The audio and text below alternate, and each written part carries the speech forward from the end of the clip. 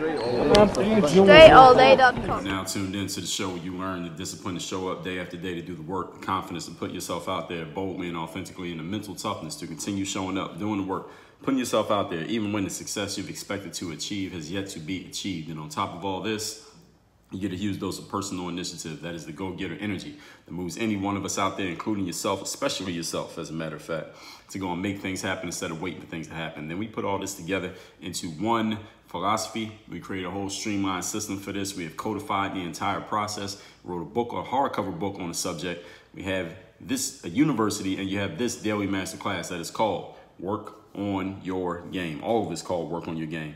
My name is Dre Baldwin, also known as Dre All Day, and welcome to the show. And today's topic is knowledge versus wisdom. We have to explain what the difference is between these two things. Now, I thought I had done a masterclass on this topic, but as I looked it up, I realized that I had not. I know I have explained this in other masterclasses before. I may have touched on it on within different topics underneath those umbrellas, but I need to dedicate an entire masterclass to this specific subject simply because I want to make sure, first of all, I want to make sure I'm on the record. Second of all, the next time I need to tell somebody this, I can just refer them to this episode instead of me having to say it again or type it again. So this is in a selfish way that helps it.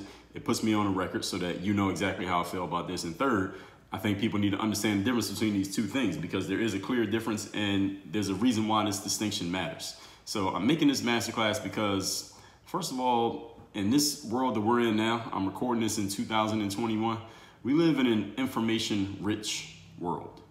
All right, you can read pretty much anything that you want, and if you read enough, and if you listen to enough smart, experienced people, you go to university, you take some online courses, you take some classes, you get a degree, you can feel like a very knowledgeable person. You can not only feel, but actually be a very knowledgeable individual.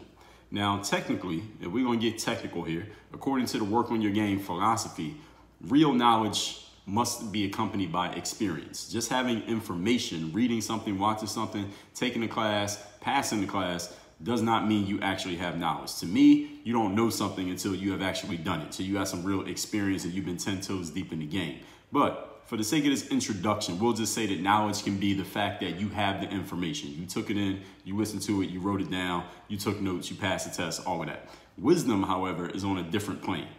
Okay, and today's masterclass is going to explain why that is and what exactly I mean, why that distinction matters, and why you need to understand the difference between these two things, because the difference between these two determines a lot of not only how you think, but also how you speak, and most importantly, how you act. And then even more important than that, the results that you're going to get in your life. So let's get right into it so you understand what I mean. Again, the topic is knowledge versus wisdom. Point number one, knowledge is defined as facts, information, and skills acquired by a person through experience or education, the theoretical or practical understanding of a subject. In other words, knowledge is what you have learned, what you have done, what you have experienced, what you can explain, and what you can teach. That's what knowledge is. You learned it, you did it, you have been through it, you can explain it to another person, you can teach it to somebody else, which is the highest level of expertise. And I did a masterclass on that. Let me tell you what that is. There's the levels of expertise that I talked about. That is masterclass number 1402, the 5 levels of expertise. So if you want to get to the highest level of expertise, that's when you can teach it to another person and they're actually getting results from it. Actually, even more than that, and they'll actually pay you for that information and they can get results from it. They'll pay you for the results that they're going to get. Again, that's masterclass number 1402. You want to learn more about that. I'm giving you that definition of knowledge to tell you this. You also know something to be accurate and factual or probable for you to call it knowledge. Now, here's the great thing about knowledge, everybody. It's everywhere. Anyone can acquire it as long as they're willing to make an investment. You can get knowledge from without lifting, you do have to lift the finger, but that's pretty much all you got to do. You can get on your smartphone device, which I know you have within arm's reach of you right now, and you can get access to 98% of the information and knowledge out there in the world just by your smartphone device. Now, just because you have that device doesn't mean you're going to acquire any knowledge. You still got to know what to do with it.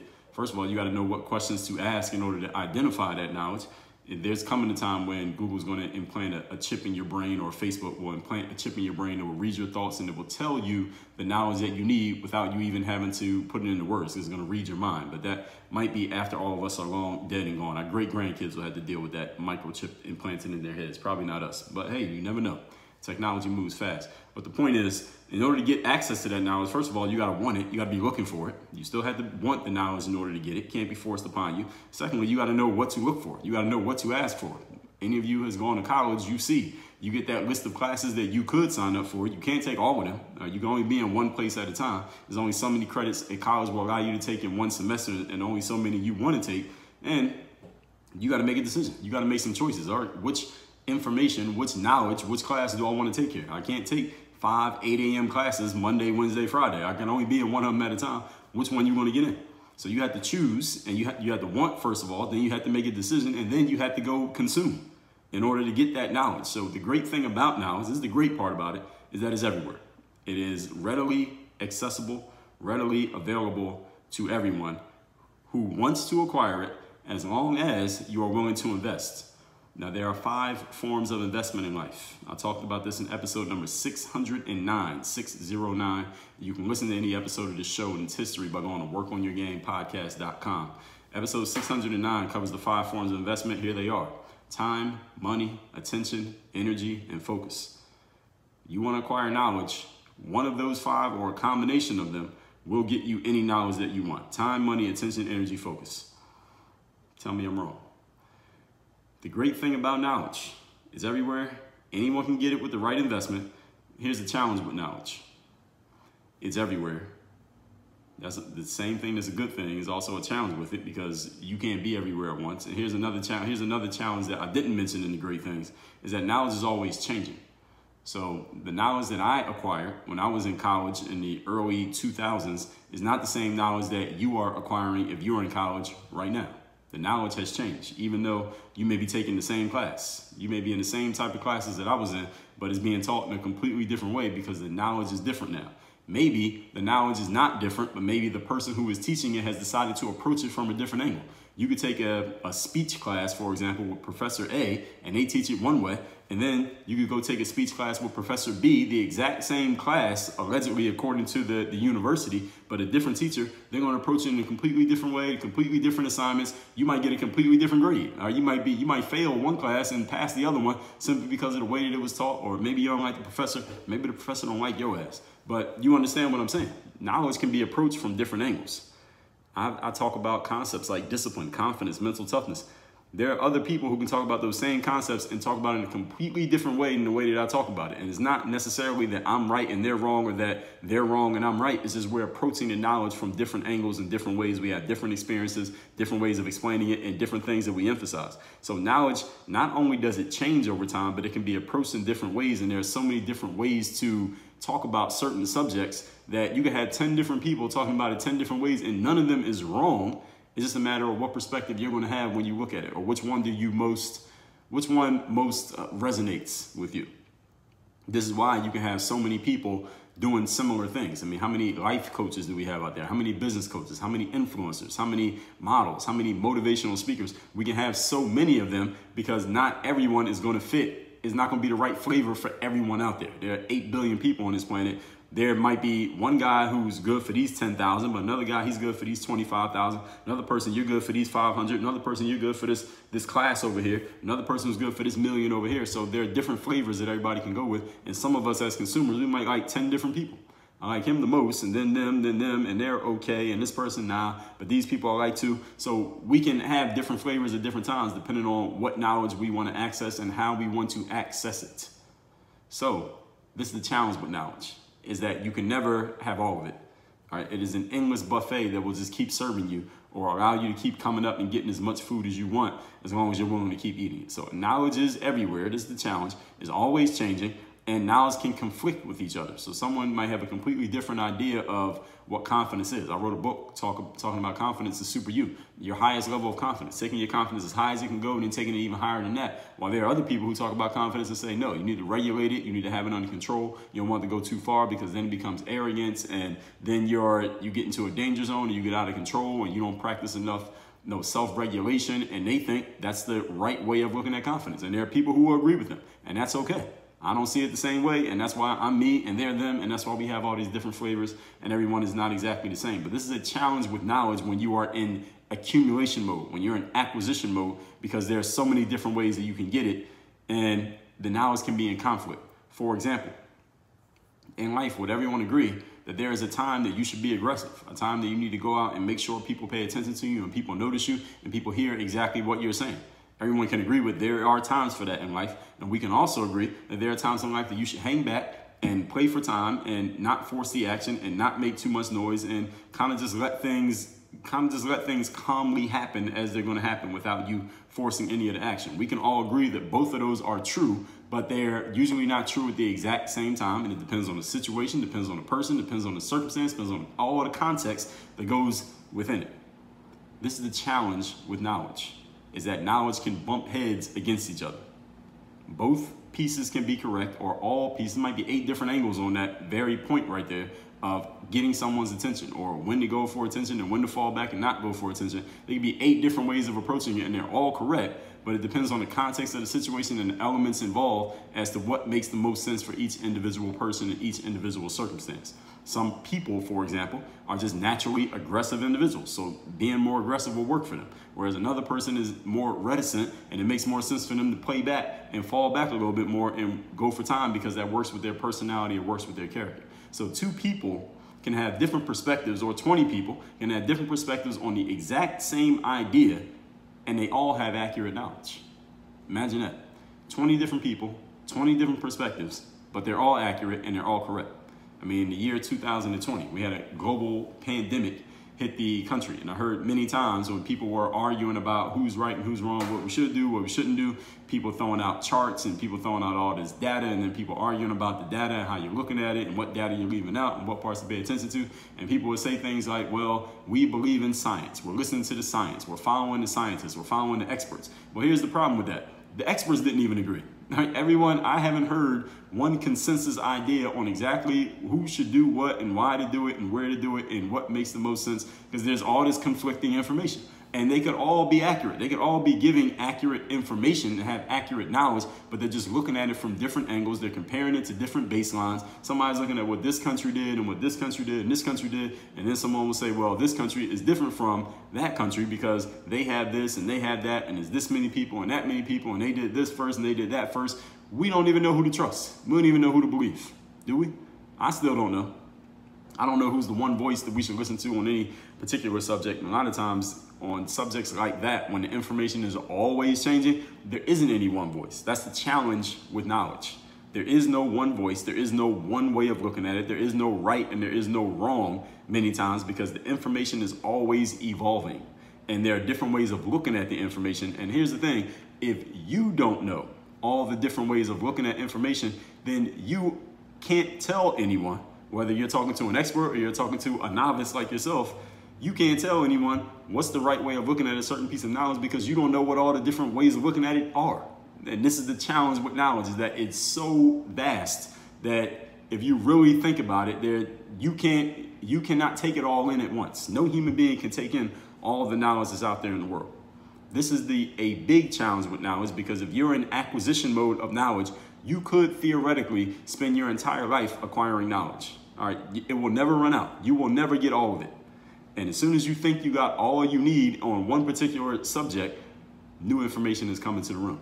A new angle has been approached. Somebody else has a different way of looking at it that you didn't even consider in all of your learning. Now, if you want to get all of it, now you got to consider everything that they said as well. And the challenge is you'll never get to actually implementing this knowledge if you stay in acquisition mode. And the challenge with that is you could theoretically be in acquisition mode forever. You see the challenge that I'm laying out to you when it comes to knowledge?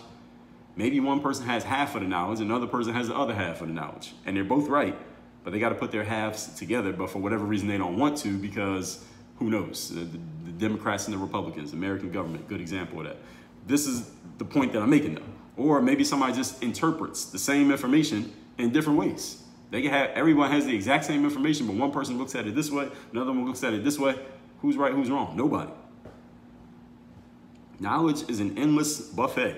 All right, it will just keep bringing you food. Any of you ever been to, you know what, I got a better analogy than a buffet, because a buffet, at least the last time I was at one, there haven't been too many buffets in the United States, at least since the pandemic hit, because I guess it keeps people apart and all that.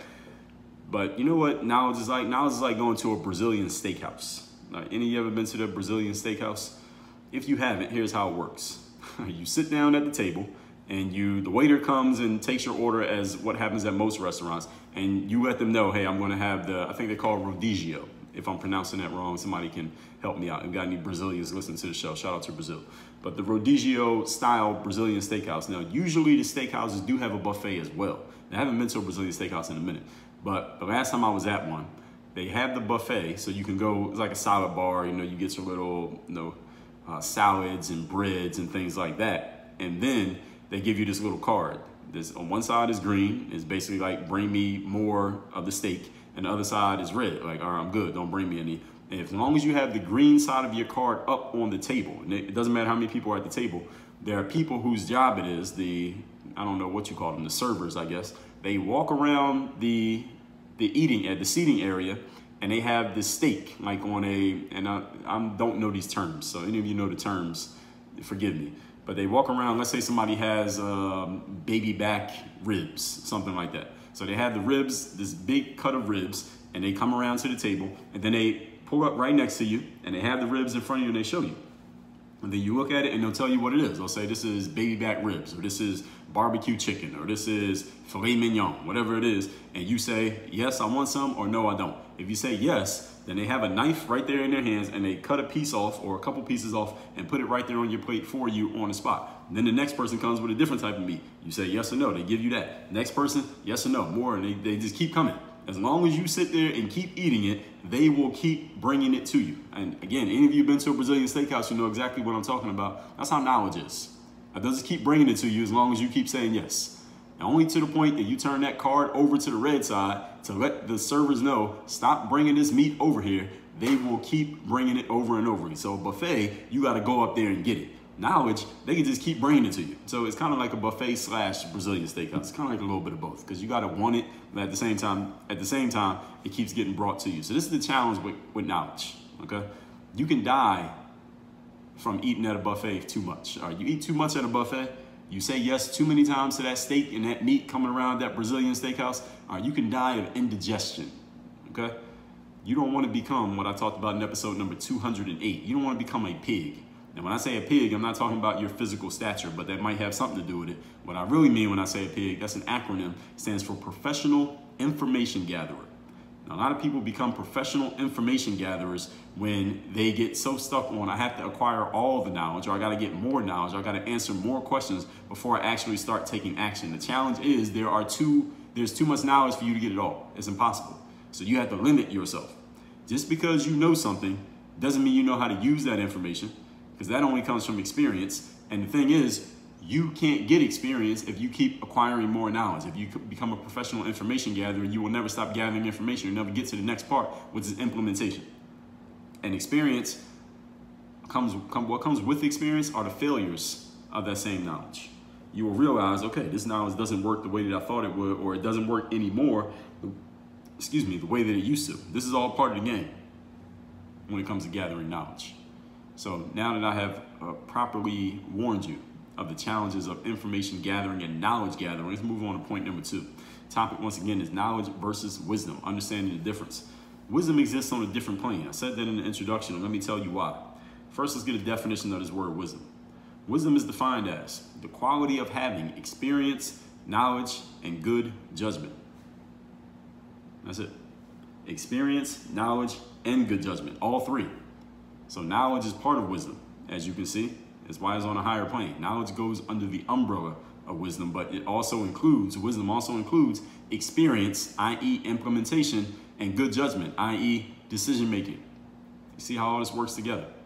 Wisdom is your ability to choose amongst all of the knowledge that you have and all your learning and use the right elements based on the situation at hand. I need to repeat what I just said. This is the crux of the conversation right here.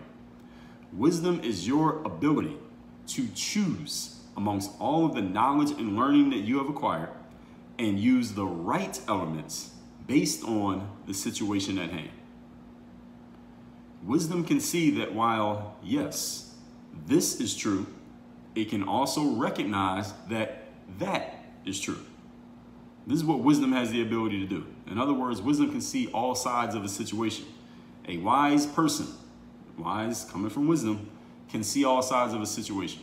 A fool can see only their side. They can only see what they believe or what they want to believe or what they want to be true, whether it's actually true or not. They can't see anything else that might be true, anything that could challenge what they believe, anything that can challenge their perspective. That's what a fool does. Unfortunately, there are a lot of fools running around on the internet these days. So you have to be discerning and realizing who's who and knowing who to listen to and who not to listen to. Now, I talked about discernment in episode number 1431. Discernment is your skill of perception and judgment. Notice that word, judgment, also in the definition of wisdom. So listen, I got all this laid out for you, and I lay it out in a way that you can examine it and think for yourself, not because I'm telling you what you need to think and how you need to be. It wouldn't make any sense. All that being said, we're still here on point number 2. Knowledge versus wisdom is the topic here today. Wisdom can see that one thing is true. They can say, hey, the exact opposite could also be true. And wisdom also is willing to question its own knowledge. Let me repeat. Wisdom is willing to question its own knowledge. What might not be true about this? What if all these things that I'm believing are actually incorrect? What if, or is it possible that all the knowledge that I claim to have are based on an assumption? And if that assumption is true, wouldn't that make all of my knowledge fall apart?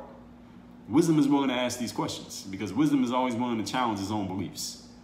Foolish people are not.